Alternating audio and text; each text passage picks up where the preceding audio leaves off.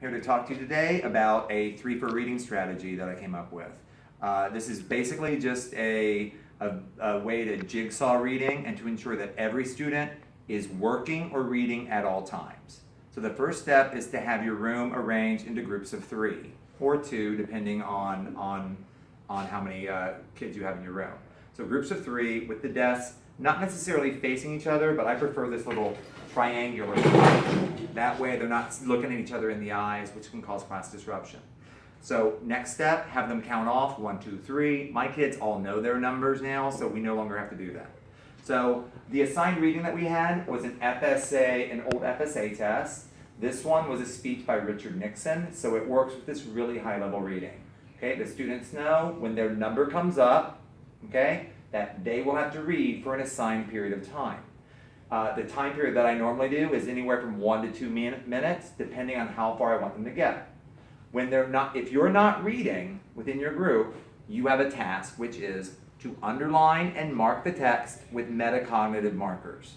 The other thing that you're supposed to be doing is be thinking of hashtag summaries, something I've just started using and I've really fallen in love with, which I actually got from Miss Streeter. So it's working really well in my class.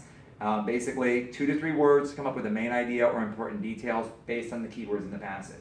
So once the kids have the readings, they have their numbers, I select the first reader. Reader 1, reader 2, go. I start my timer. Each group then will have 1 reader going while the others are marking. During that time, I circulate, I make sure that they're all doing their tasks.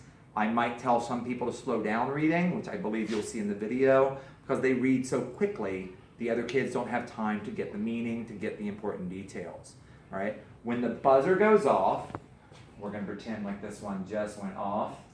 When the buzzer goes off, the kids then get an additional, normally I give about 45 seconds to create their hashtags and also to share what they marked with the reader, because the reader wasn't actually marking anything. Again, this way, not only are they doing something at all times, but they're earning something for doing that reading. They like to do the reading because when they are reading, they don't have to sit there and be underlining things. So it's kind of like a little bribery thing. All right? At this point, I would go for another reader. Reader 1. Reader 1 then reads and doesn't have to mark while the other 2 do. The timer goes off. Reader 3. At this point, we're more than halfway done with the text. They're sharing their hashtags then in another block of time at the end of each one. And then finally, we're through. For a passage like this, which goes over several pages, we'll probably have to do 1 more round. At the end of all of the rounds and all the hashtags, I then have them write the overall main idea or theme or purpose of the piece based on the hashtags that they created. And that is a 3 for reading strategy.